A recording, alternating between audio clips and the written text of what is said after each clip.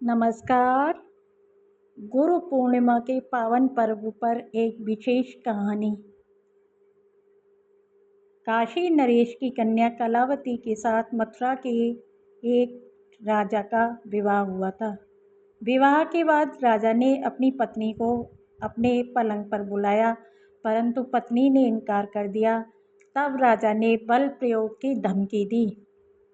पत्नी के पत्नी ने कहा, स्त्री के साथ संसार व्यवहार करना हो तो बल प्रयोग नहीं करते, स्नेह प्रयोग करना चाहिए। नाथ, हे नाथ, मैं आपकी पत्नी हूँ, फिर भी आप मेरे साथ बल प्रयोग करके संसार व्यवहार नहीं कर सकते।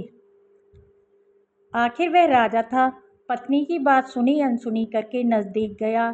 ज्यों ही उसने पत्नी का स्पर्श किया, त्यों ही उसके शरीर से बिजली जैसा करंट लगा। उसका स्पर्श करते ही राजा का अंग अंग जलने लगा। वह दूर हटा और बोला, क्या बात है, तुम इतनी सुंदर हो, इतनी कोमल हो, फिर भी तुम्हारे शरीर के स्पर्श से मुझे जलन होने लगी। पत्नी ने कहा, नाथ, मैंने बाल्यकाल में दुर्वासा ऋषि से शिव मंत्र लिया था। वह जपने से मेरी सात्विक ऊर्जा का विकास हुआ है। जैसे अंधेरी रात और दोपहर एक साथ नहीं रहते, वैसे ही आपने शराब पीने वाली वेश्याओं के साथ और कुलटाओं के साथ जो संसार भोग भोगे हैं, उससे आपके पाप के कण आपके शरीर में, मन में, बुद्धि में अधिक है। और मैंने जो जप किया है, तप किया है, उसके कारण मेरे शरीर में ओज, तेज, आध्यात्मिक कर्ण अधिक हैं। इसलिए मैं आपके नज़दीक नहीं आती थी, बल्कि आपसे थोड़ी दूर रहकर आपसे प्रार्थना करती थी।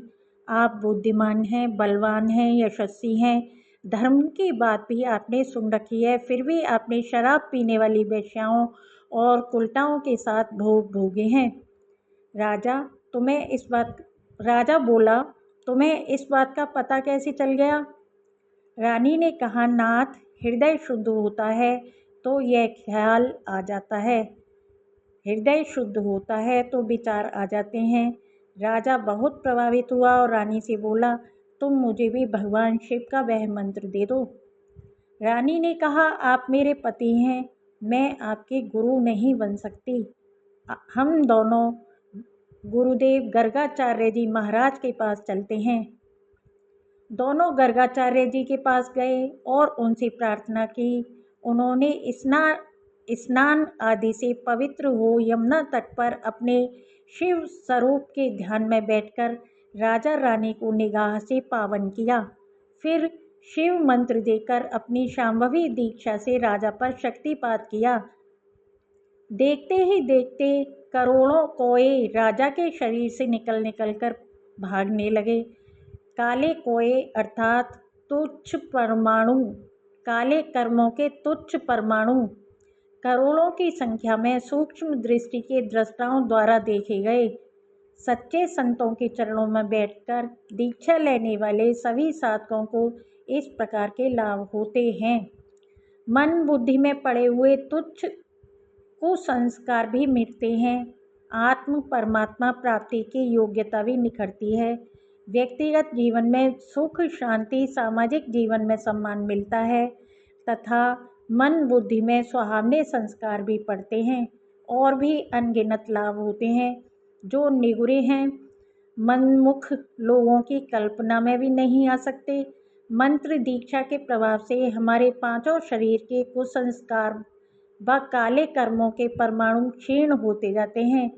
थोड़ी ही देर में राजा निर्भर हो गया और भीतर के सुख से भर गया, आत्मिक सुख से भर गया।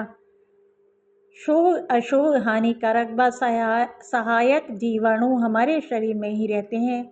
पानी का गिलास होठ पर रखकर वापस लाएं तो उस पर लाखों जीवाणु पाए जाते हैं। यह वैज्ञानिक कवि बोलते हैं, परंतु शास्त्रों ने तो लाखों वर्ष पहले ही कह दिया। जब हमारे अंदर अच्छे विचार रहते हैं तब हम अच्छे काम करते हैं, और जब भी हल्के विचार आ जाते हैं तो हम न चाहते हुए भी कुछ गलत कर बैठते हैं। गलत करने वाला कई बार अच्छा भी करता है।